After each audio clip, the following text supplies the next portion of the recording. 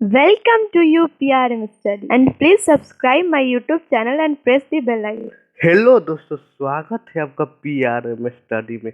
आज हम लोग पढ़ेंगे रेशियो एंड प्रपोर्शन का पार्ट 6, जिसमें आप लोगों को रुपया पैसा का बंटवारा से रिलेटेड क्वेश्चन को बताया जाएगा। तो चलिए शुरू करते हैं। देखिए आप लोग के सामने स्क्रीन पर क्वेश्चन है। देखिए, रामलाल दो धनों को अपने चार पुत्रों ए बी सी तथा डी में क्रमशः 4:3:2:1 तथा 5:6:7:8 के अनुपात में बांटता है। यदि दूसरा धन पहले धन से दोगुना हो तो सबसे अधिक धन प्राप्त करने वाला कौन है। देखिए, पहले आप लोग इस क्वेश्चन को समझिए। जब क्वेश्चन को समझ जाइएगा तो बनाने में तनका भी देरी नहीं होगा। पहले हम लोग क्या करते हैं, पहला धन या दूसरा धन, ये अनुपातिक धन है, यहाँ पर लिख लेते हैं। चलिए, 4:3:2:1, 5:6:7:8। हम लोग यहाँ पर इस पहले धन को और दूसरे धन को यहाँ पर लिख लिए। जो रामलाल अपने दो धनों को अपने चार पुत्रों में बांटता है वो यहाँ पर लिख लिए। पहला धन ये है, दूसरा धन ये है, अनुपातिक धन है। अनुपात में मतलब बांटा गया है इस धन को। अब देखिए यहाँ पर समझिए, अब समझने वाला बात है। यहाँ पर समझने वाला बात का है, यहाँ पर कर कि यदि दूसरा धन पहले धन से दोगुना हो, मतलब ये पहला धन है, ये है दूसरा धन। तो करे कि दूसरा धन पहले धन से दोगुना हो, तो पहले क्या करते हैं, इसमें पहले हम पहले धन को और दूसरे धन को जोड़ लेते हैं कि पहला धन कितना है और दूसरा धन कितना है। पहला धन है 10 है, दूसरा धन है देखिए 26, दूसरा धन है 26। तो हम देखिए इस क्वेश्चन में कह रहा है कि पहला धन दूसरे धन दूसरा धन पहले धन से दोगुना हो, दूसरा धन पहले धन से दोगुना हो। तो दूसरा धन दोगुना कब होगा, जब ये दोनों पहले हम बराबर करेंगे। तो बराबर करने के लिए क्या करेंगे, इस 26 में इस 10 से गुना करेंगे, ऐसे 10 से इस 26 में गुना करेंगे। तो चलिए करते हैं, 26 में 10 से 10 में 26 से। अभी देखिए अब दोनों बराबर हो गया, यहाँ भी 260 और यहाँ भी 260, दोनों बराबर हो गया। अब हम दूसरे धन को पहले धन से दोगुना कर सकते हैं। देखिए तब क्या करेंगे कि कह रहा है कि दूसरा धन पहले धन से दोगुना है, तो दूसरा धन ये वाला है, तो इसमें दूसरे गुना कर लेते हैं, तो दोगुना हो जाएगा, गुना 2। अब हम लोग क्या करेंगे, देखिए अब हम लोग क्या करते हैं। अब इसमें देखिए पहले धन को और दूसरे धन को क्या गुना करे के बराबर हुआ है। पहले धन में यहाँ पर 26 से गुना किया है तो बराबर हुआ है, और दूसरे धन में यहाँ पर 10 से गुना किया है तो बराबर हुआ है। लेकिन करेंगे दूसरा धन दो गुना है तो इस 2 से भी गुना किया है, इस 2 में 10 गुना करेंगे तो कितना होगा, 20 होगा। इसका करेंगे पहले धन में इस 26 से इस चारों में गुना होगा, इस चारों में गुना होगा 26 से, और इस 20 में इस चारों में गुना होगा, इस 20 में से इस चारों में गुना होगा। तो चलिए करते हैं, गुना करना पड़ेगा। 104:52:56, इस 20 से गुना करना पड़ेगा दूसरे धन। 100:120:140:160। देखिए अब आ गया। अब कह रहा है क्या, अब देखिए अब क्वेश्चन में क्या कर रहा है, अब कह रहा है क्वेश्चन में कि तो सबसे अधिक धन प्राप्त करने वाला कौन है। देखिए पहला धन है ये बी सी तथा डी में बटा क्या है कौन, दूसरा धन है ये दूसरे पहला धन या दूसरा धन। तो सबसे अधिक हमको कैसे पता, ये अनुपातिक धन है जो ए बी सी डी में बांटा है। रामलाल ने अपने चार पुत्र है जो ए बी सी डी है उसमें बांटा है ये धन को। कैसे पता चलेगा सबसे अधिक धन किसको, यहाँ पर देखिए ए है, ये बी है, ये सी है, ये डी है। ये ए में फर्स्ट में 104 रुपया मिला है और दूसरे धन में 100 रुपया मिला है, तो इसको जोड़ लेंगे, इसको भी जोड़ लेंगे, इसको भी जोड़ लेंगे, इसको भी जोड़ लेंगे, तो पता चल जाएगा कि सबसे अधिक किसको मिला है। तो चलिए जोड़ते हैं।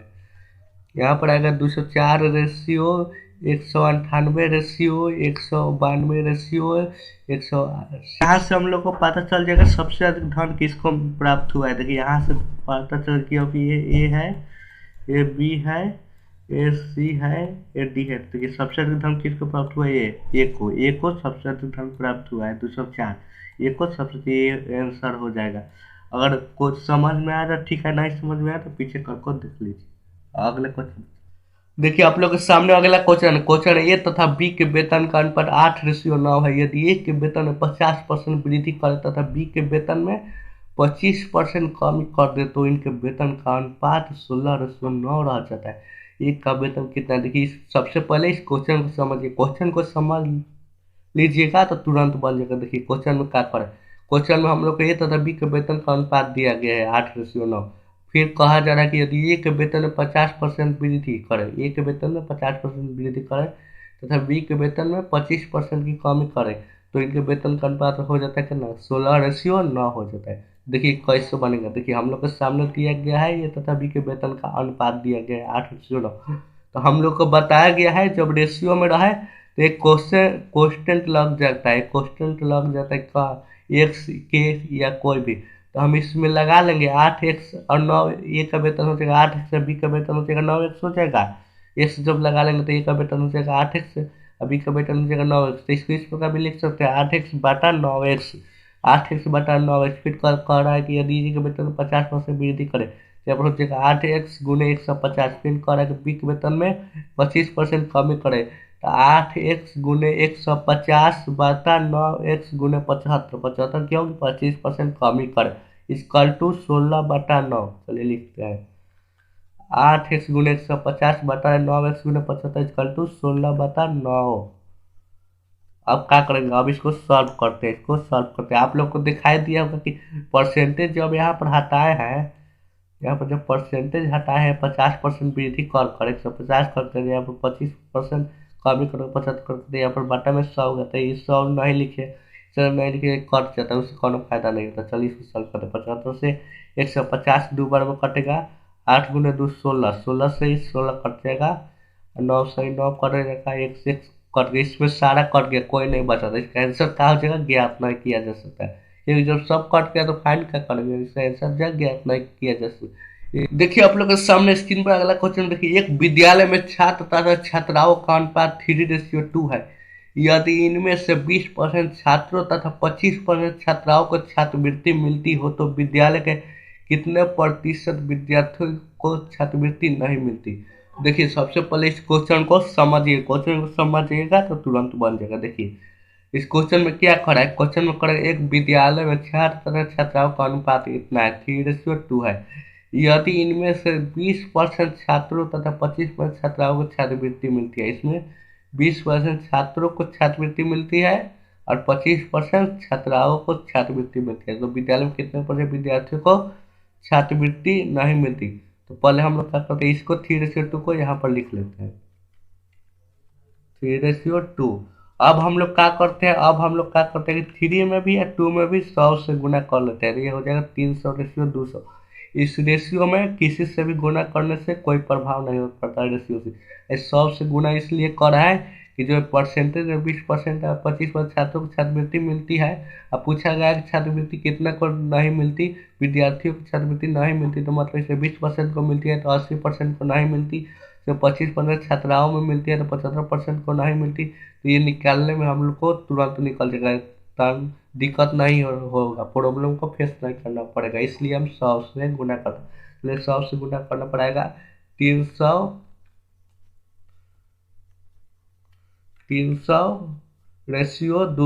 300:200। अब यहाँ पर ध्यान दीजिए, अब यहाँ पर ध्यान देने वाला बात है। अब ध्यान देने वाली बात ये है, देखिए ये है छात्र है, ये छात्र है, ये छात्र का, ये छात्राओं का अनुपात है, अनुपात में मान है, इतना छात्राओं है, छात्राओं ओ, ये छात्र, ये छात्राओं। देखिए अब क्या करें, अब देखिए यहाँ पर क्या अब करें कि इनमें से 20% छात्रों को छात्रवृत्ति मिलती है अथवा 25% छात्राओं को छात्रवृत्ति मिलती हो। तो हमसे पूछा जा रहा है कि विद्यार्थियों को छात्रवृत्ति नहीं मिलती, कितने प्रतिशत विद्यार्थियों को छात्रवृत्ति नहीं मिलती? तो यहाँ पर 20% जब छात्रों को मिलती है तो कितना को नहीं मिलती? छात्रों में 80% को नहीं मिलती, तो यहाँ पर हो जाएगा 80/100। 80% यहाँ पर लिख सकते हैं, 80% को नहीं मिलती, तो यहाँ पर देखिए लिखते हैं 80/100। 80% को 80/100 लिख सकते हैं कि नहीं, क्योंकि 80% को नहीं मिलती। तो यहाँ सब सॉल्व कर लेंगे, यहाँ 100 से 100 कट जाएगा, जी 2 को जीरो करेंगे, सॉरी 2 को जीरो से 2 को जीरो कट जाएगा। यहाँ पर 3 से 80 में गुना होगा तो कितना होगा, 240 होगा, 240 होगा। अब देखिए, अब यहाँ पर कह रहा है, अब यहाँ पर कह रहा है कि 25% छात्राओं को छात्रवृत्ति मिलती है, तो कितना परसेंट को नहीं मिलती, 75% को। यहाँ पर लिख सकते हैं 75%। 75% क्या लिखेंगे, 75/100, 75/100। चलिए यहाँ पे लिखते हैं 75/100। अब यहाँ पर देखिए, अब यहाँ से 100, 2 को जीरो से 2 को जीरो कट जाएगा, 2 से 75 गुना होगा तो 150 होगा।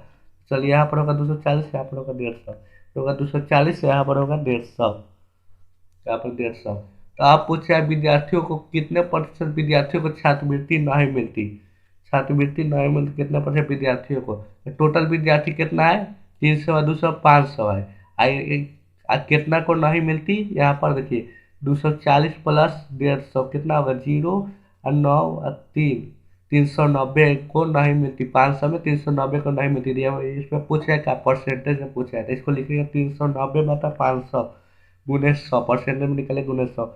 यहाँ पर 0 से 0 कट जाएगा, तो ये 5 से 390 में भाग किया जाएगा, तो कितना आएगा, 78% आएगा, 78% आएगा। तो यही आंसर हो गया, 78% इस क्वेश्चन का। देखिए सी नंबर। इसी के साथ हम लोग अगले क्वेश्चन पर चल। देखिए आप लोग के सामने स्क्रीन पर अगला क्वेश्चन है। देखिए 4 वर्ष पहले रवि और सुशांत की आयु का अनुपात 2:3 था। 3 वर्षों के बाद उनकी आयु का अनुपात 3:4 होगा। उनकी वर्तमान आयु का औसत क्या है। देखिए इस क्वेश्चन को सबसे पहले समझिए, क्वेश्चन को समझिएगा तो हम तुरंत बना दीजिएगा। देखिए इस क्वेश्चन में कब कर रहा है, इस क्वेश्चन में देखिए हम लोगों को 4 वर्ष पहले की आयु का अनुपात दिया गया है रवि और सुशांत की यहाँ पर। अब फिर यहाँ पर 3 वर्ष बाद का रवि और सुशांत की आयु का अनुपात दिया गया। पहले हम लोग वर्तमान में आइए, वर्तमान से जो, वर्तमान मतलब आज से 4 वर्ष पहले की आयु का अनुपात है रवि और सुशांत का। आज से 3 वर्ष बाद की आयु का अनुपात है रवि और सुशांत का। अगर हम लोगों को इस अनुपात में आने के लिए रवि और सुशांत की आयु कौन साल लगेगा, 4 वर्ष लगेगा, तो अभी आने के लिए उसके बाद फिर 3 साल का है, तो 7 वर्ष के बाद ये अनुपात होगा रवि और सुशांत का। 7 वर्ष के बाद दोनों में, अगर दोनों में 7 वर्ष, एगो में 7 नहीं, दोनों में 7 वर्ष। तो चलिए इसको हम बनाते हैं ट्रिक से। चलिए ट्रिक से कैसे बनेगा देखिए, पहले इसको लिख लेते हैं 2:3 को और 3:4 को, और दोनों में 7 वर्ष जोड़ते हैं तो +7 और +7। अब क्या करेंगे, अब देखिए, अब इसमें गुना करेंगे, इसमें गुना करेंगे, इसमें गुना करने के बाद इसका अंतर, इसमें गुना करने के बाद इसका अंतर। चलिए लेते हैं, गुना हुआ, एक आएगा, इसमें गुना करने के बाद इसका अंतर है, इसमें 21, 7 चौका 28, 28 से 21 का अंतर कितना होगा, 7 होगा। इसमें गुना करने के बाद 9 8 का अंतर कितना, 1। देखिए तो ये होगा 7। तो 1 से 7 कब बार में कटेगा, 7 बार में कटेगा, 7 बार में। तो पूछ रहा है क्या, उनकी वर्तमान आयु का औसत। तो पहले हम लोग वर्तमान आयु निकालेंगे, उसके बाद औसत बोले क्या करेंगे, 7 में इस 2 से गुना करेंगे और इस 7 में इस 3 से गुना करेंगे, तो ये होगा क्या, ये होगा 4 वर्ष पहले का होगा, वर्तमान नहीं होगा। चलिए करते हैं, 14 + 21 + 4। देखिए इससे 7 में 2 से गुना कर लिए, 7 में 3 से गुना कर लिए, 14 + 21 हो गया।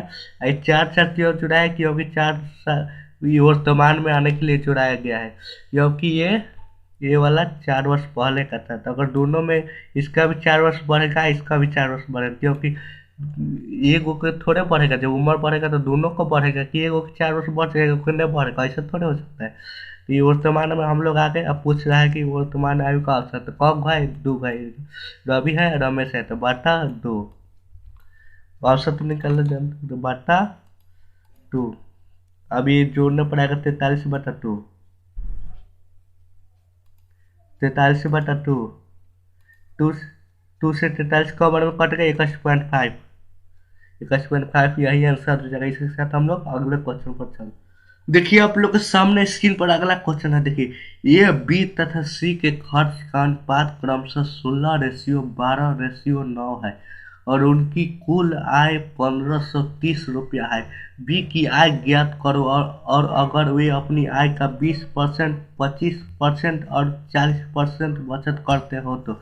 देखिए सबसे पहले इस क्वेश्चन को समझिए। देखिए इस क्वेश्चन में हम लोग को ए बी तथा सी के खर्च का अनुपात दिया गया है। देखिए यहाँ पर और इनके कुल आय भी दिया गया है और यहाँ पर कुछ शर्त दिया गया है। देखिए पूछा तो जा रहा है कि बी की आय ज्ञात करें, तो कुछ शर्त दिया है। अगर वे अपनी आय का 20%, 25% और 40% बचत करते हैं तो सबसे पहले हम इसको यहाँ पर लिख लेते हैं। चलिए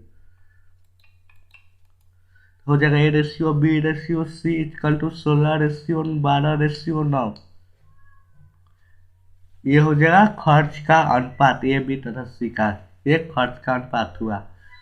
अब देखिए अब हम लोग को यहाँ पर ध्यान देने वाली बात है। अब क्या कर रहा है, अब कर रहा है कि जो अपने आय का 20%, 25% और 40% बचत करते हैं। देखिए ये क्या है, ये 20%, 25% और 40% अपने आय का बचत करते हैं। इसको किस प्रकार लिखेंगे, 20% को आप लिख सकते हैं 20/100, परसेंटेज हटाकर 20/100, तो कट क्या हो जाएगा 1/5, कट क्या हो जाएगा 1/5, हो जाएगा 1/5। देखिए आप लोग यहाँ पर अब ध्यान दीजिए, ये क्या है, ये आय है, ये है बचत, क्योंकि यहाँ पर कह रहा है कि वे अपनी आय का 20% बचत करते हैं। देखिए 20% बचत करते हैं, ये है आय, ये है बचत। आय में से जब बचत घटाते हैं तो क्या निकलता है, खर्चा निकलता है। आय में से बचत करते खर्चा कितना होगा, 4 होगा। खर्चा कितना होगा, 4 होगा। देखिए खर्चा हुआ 4, तो चलिए खर्चा हुआ 4। अब क्या होगा, अब इस 4 से 16 क बार तो में कटेगा, तो आपको पता होगा कि 4 बार में कटेगा, कोई बता देगा 16 4 बार में कटेगा। तो अब क्या करेंगे, अब इस 4 से अगर 5 में गुना कर दिया जाए तो 20, तो 20 ये क्या होगा, आय होगा, क्योंकि ये 5 को हम ये 5 आय है, तो 20 का होगा आय, अनुपातिक आय होगा 20। एक का आय हो गया 20। चलिए अब बी पर के निकालते हैं। तो बी को 25% को तोड़ेंगे तो कितना होगा, 1/4 होगा। तो ये 4 में 1/4 में 4 आय है, एक बचत है, था 4 और 1 के 4 और 1 के बीच के अंतर कितना होगा, 3 होगा। 1 के बीच के अंतर 3, तो इस 3 में 12 से भाग देंगे, नंबर कटेगा 4 बार, तो मैं 4 में 4 से गुना करें तो 16, ये 16 हुआ, बी की आय। फिर अब सी पर आते हैं, तो सी पर आते हैं तो सी को 40% को तोड़ेंगे, 40% को तोड़ेंगे, परसेंटेज हटाएंगे था, तो 2/5 होगा। तो 2 और 5 के बीच का अंतर कितना है, 3। ये 3 में 9 से भाग करेंगे, 3 में 9 से भाग करेंगे तो कितना बार करेंगे, 3 बार। 3 में 5 से गुना करेंगे तो 15। तो हम लोग को पता चल गया ए बी और सी के आए, तो यहाँ पर हो जाएगा A/B/C, A/B/C equal to 20:12 sorry 16:15। 20:16:15, ये हो जाएगा हम लोग का आय का अनुपात ए बी और सी का। तो हम लोग को पता है कि उनकी कुल आय कितना है, 1530 है। तो तीनों को जोड़ लेंगे या इसके बराबर 1530 करेंगे तो हम लोग को ओरिजिनल में कितना कितना आय है वो पता चल गया। तो कितना होगा जोड़ने के बाद, 51 होगा, 51 बराबर 1530। 51 से 1530 किस क बार में कट गया, 1 बराबर 30, 30 बार में कट गया। तो अब इस 30 से हम अगर 20 में गुना करते हैं तो ये का आय पता चलेगा, अगर 30 से 16 में गुना करते हैं तो बी का आय पता चलेगा, अगर 30 से 15 में गुना करते हैं तो सी का आय पता चलेगा। तो हमसे केवल पूछ रहा है बी की आय ज्ञात करो, तो हम 16 में गुना करेंगे 30 से। चलिए करते हैं, 16 गुने 30 तो कितना आंसर होगा, देखिए आप लोग के सामने 480 रुपया आंसर होगा। ठीक है, ये 480 यही आंसर होगा। इसी के साथ हम लोग वीडियो को समाप्त करते हैं, अगले वीडियो में मिलेंगे। लाइक सब्सक्राइब शेयर कर दीजिए।